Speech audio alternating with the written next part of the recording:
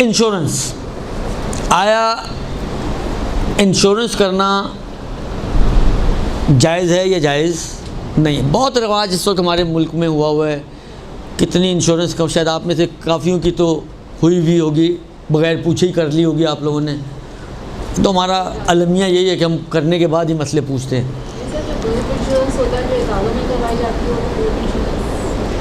نہیں، وہ جو آپ کے اختیاری نہیں ہے وہ تو ایک الگ چیز ہے، لیکن جو اختیاری والی بھی تو کرواتے ہیں نا لوگ، خود سے کرواتے ہیں. لائف انشورنس کروا دی، مثلا گاڑی کی حالات جب خراب تھے زیادہ تو بہت زیادہ تھا، گاڑی کی انشورنس کروا لی، گھر کی انشورنس کروا لی، بعض لوگوں نے اپنے گوڈاؤنس کی اور مال کی اور کاروبار کی انشورنس کروائی. تو یہ انشورنس آیا جائز ہے یا جائز نہیں ہے؟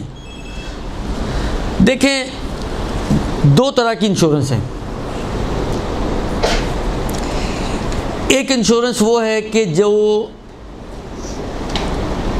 جو میں نے مثالیں دی ہیں، مثلا آپ نے اپنی گاڑی کی انشورنس کرائی ہے، آپ نے اپنے گھر کی، کاروبار کی، یا ان چیزوں کی جو انشورنس ہوتی ہے، درست. اس میں ہوتا یہ ہے کہ انشورنس کمپنی یہ ذمہ داری لیتی ہے کہ اگر ان میں سے کسی بھی چیز کا جس کی آپ نے انشورنس کروائی ہے کوئی نقصان ہوتا ہے تو ہم اس نقصان کو بھریں گے اور پورا کریں گے، حالانکہ جو بھی ڈیل ہے اس کے حساب سے. اس میں ہوتا یہ ہے کہ اس میں آپ کو ملنا کچھ نہیں ہوتا. مثلا فرض کریں میں نے اپنی گاڑی کی انشورنس کروائی، ہر سال مجھے اس کا پریمیم دینا ہے. بیچ میں اگر کہیں گاڑی ٹھکتی ہے، ٹھکاتی ہے، کچھ بھی ہوتا ہے، میں جاؤں گا، وہ انشورڈ ہوگی تو جو بھی بالآخر ہوگا وہ اس کو آپ کو ریپیئر کروا کے دے دیں گے. لیکن اگر فرض کریں پورے سال گاڑی ٹھکی نہیں تو یہ پیسے آپ کے بس گئے، اس کے اگینسٹ میں کچھ ملنے والا نہیں ہے، درست. تو اس قسم کی جو انشورنس ہے اس میں تو کوئی مشکل نہیں ہے، وہ جائز ہے. یہ ایک مستقل معاملہ ہے، اس لیے آغا سیستانی کہتے ہیں کہ یہ جائز ہے. اور جو آپ اس کا اگر کوارٹرلی دیتے ہیں یا ہاف ایئرلی دیتے ہیں یا ایئرلی دیتے ہیں، جو بھی پیسہ دیتے ہیں وہ آپ کے ایکسپنسز ہیں. خمس کی بھی کوئی کہانی اس پہ نہیں ہے، اگر رننگ انکم سے آپ دے رہے ہیں سال ختم ہونے سے پہلے. یہ تو ہو گئی ایک قسم انشورنس کی کہ جس میں آپ کو ایک رسک کی ذمہ داری لی ہوئی ہے انہوں نے.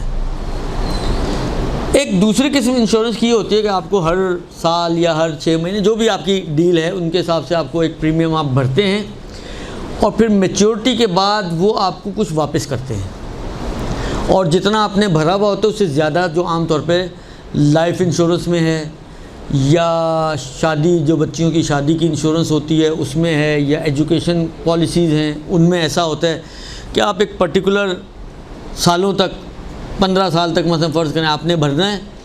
15 سال بعد جب آپ کا بچہ جو ہے وہ میٹرک انٹر کے قابل ہوگا تو آپ کی میچور ہو جائے گی تو وہ آپ کو پیسے دیں گے، تو وہ آپ کی بچے کی پڑھائی کے اوپر خرچ ہو جائیں گے مثلا، درست. تو یہ دوسری قسم ہے انشورنس کی. اس کا قاعدہ کم و بیش بینک والا ہے.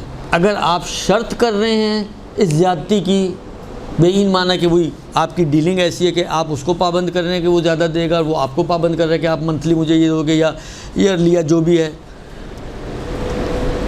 تب تو وہ جائز نہیں ہے. زیادتی لینا، زیادہ والی مقدار لینا جائز نہیں ہوگی. فرض کریں آپ نے 15 لاکھ دیے ہیں، وہ آپ کو 30 لاکھ دیں گے اگینسٹ میں، تو 15 لاکھ تو آپ نہیں لے سکتے. 15 لاکھ سمجھا آپ نے اپنے دیے ہوئے واپس لے لیے، اس کی اجازت دی ہے، لیکن باقی جو 15 لاکھ ہیں جو ایکسیس مل رہے ہیں وہ نہیں لے سکتے آپ. اور اگر آپ نے شرط نہیں کی ہوئی ہے، یعنی آپ نے اس کو اگر دے دیے تو ٹھیک ہے، دے دیے، نہیں دیے تو ہیچ ہی کچھ نہیں. اگر آپ نے شرط نہیں کی ہوئی اور آپ کی طرف سے وہ پابند نہیں ہے، صحیح ہے، انہوں نے اپنے آپ کو پابند بنایا ہوا ہے لیکن آپ نے پابند نہیں کیا ہوا، اور اگر وہ نہیں بھی دیتے ہیں تو آپ ان سے کوئی ڈیمانڈ نہیں کریں گے، کوئی قانونی کارروائی نہیں کریں گے، کوئی ان کو کورٹ کچہری میں نہیں کھینچیں گے، تو پھر اگر وہ ایکسیس آپ کو دیتے ہیں تو جیسا پہلے بھی گزرا وہ جائز ہو جائے گا. البتہ وہی والا قاعدہ چلے گا، اگر یہ گورنمنٹ پالیسی ہے تو ظاہراً آدھا آپ کو صدقہ دینا پڑے گا، اور اگر یہ کوئی پرائیویٹ پالیسیز ہیں تو اس میں پھر آپ پورے کا پورا رکھ سکتے ہیں. ٹھیک ہے، یہ انشورنس کا ایک مسئلہ ہے جو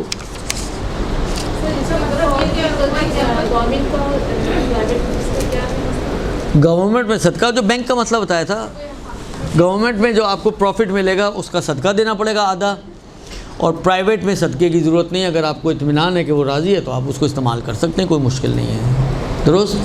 مطلب یہ کہ اگر جتنا انہوں نے اپنا جو جب پالیسی بیسڈ ہے سرٹن کلیم بتاتے ہیں نا کہ اس حساب سے انکریمنٹ ہوگا، اتنے سال بعد آپ کو اتنا بنے گا، تو لیٹ سے اتنے سال بعد جتنا انہوں نے ایک پرومس کیا تھا یا جتنا ایک ایسٹیمیٹ بتایا تھا، اگر اتنا نہیں بن رہا یا اتنا نہیں دے رہے، اس سے کم یا زیادہ دے رہے ایکسٹرا، آپ بس جھگڑا نہیں کریں گے تو اس کا مطلب ہے کہ آپ نے شرط نہیں کی ہوئی.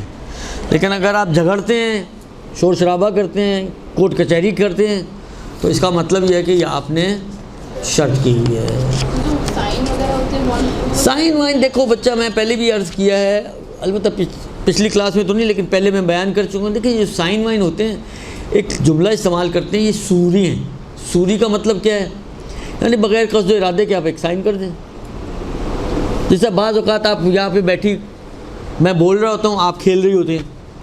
بعض آپ سے مراد آپ نہیں، یعنی بعض اوقات بعض بچیاں کھیل رہی ہوتی ہیں، وہ کوئی تصویر بنا رہا ہوتا ہے، کوئی جو ہے سائن کر رہا ہوتا ہے، کوئی کچھ اور، کوئی شعر لکھ رہا ہوتا ہے. تو بعض اوقات دیکھا ہے آپ نے، بعض لوگ بیٹھے سائن بناتے رہتے ہیں، اپنے پریکٹس کرتے رہتے ہیں سائنوں کی. سمجھے اس طرح کا ایک سائن وہاں پہ کرنا ہوتا ہے. بینک میں بھی معاہدے پہ ہی ہو رہا ہوتا ہے، لیکن بالآخر آپ کا قصد نہیں ہے نا. دیکھیں نیت بھی تو کوئی چیز ہوتی ہے، انما الاعمال بالنیات. تو نیت جب تک آپ کا قصد اور ارادہ نہ ہو تو وہ آپ کی سائن جو ہے وہ صرف سوری رہے گا. قصد اور ارادے کے ساتھ کریں گے تو وہ سائن حقیقی بنے گا، ورنہ وہ سوری ہے. سوری یعنی صرف شکلی طور پر آپ نے ایک ایگریمنٹ سائن کیا ہے، اس ایگریمنٹ کا قصد نہیں کیا ہوا آپ نے. تو یہ ہو سکتا ہے، اس میں کوئی مشکل نہیں ہے. زیادہ وہ آپ ایگریمنٹ بھی سائن کر لیں اور آپ اس میں جی آدھا دینا پڑے گا طبق قاعدہ. خمس جس وقت آپ کے ہاتھ میں پیسے آئیں گے اس وقت سے اگلی تاریخ تک اگر خرچ ہو گیا تو ہو گیا، اور نہیں ہوا تو خمس بھی دینا پڑے گا. شیئرز کا مسئلہ یہ ہے کہ اگر نہیں، شیئرز کا کاروبار صحیح ہے، اس میں کوئی حرج نہیں ہے. اگر حقیقی ہو کام، صرف وہ خلائی اور ہوائی نہ ہو، اور یہ مطلب واقعی کمپنی ایگزسٹ کرتی ہو، واقعی اس کے شیئرز ہوں جو وہ مارکیٹ میں اس نے فلوٹ کیے ہوں. ایک ہوتا ہے نا بعض اوقات فرضی، وہ فرضی نہ ہو بالکل. شیئرز میں مشکل نہیں ہے، صرف ایک مشکل آتی ہے شیئرز میں، وہ یہ ہے کہ اگر وہ کمپنی جس کے آپ شیئرز لے رہی ہیں کوئی ایسی کمپنی ہے جو کوئی حرام کام کرتی ہے، تو حرام کام کرنے والی کمپنیز کے شیئر آپ نہیں لے سکتے. اچھا، انہی میں سے ایک مسئلہ آتا ہے بینک کا. بینک سودی کام کرتا ہے اور بعض اوقات بینک اپنے شیئرز ڈالتا ہے مارکیٹ میں. تو اس میں آغا سیستانی یہ کہتے ہیں کہ بینک کے شیئرز دو صورتیں. ایک مرتبہ یہ کہ آپ ہولڈ نہ کریں، لیں اور نکال دیں. تو بعض اوقات ہوتا ہے نا کسی کے دینے تھے، آپ نے لیے اور فوراً پکڑا دیا آگے، تو اس میں تو کوئی مشکل نہیں ہے.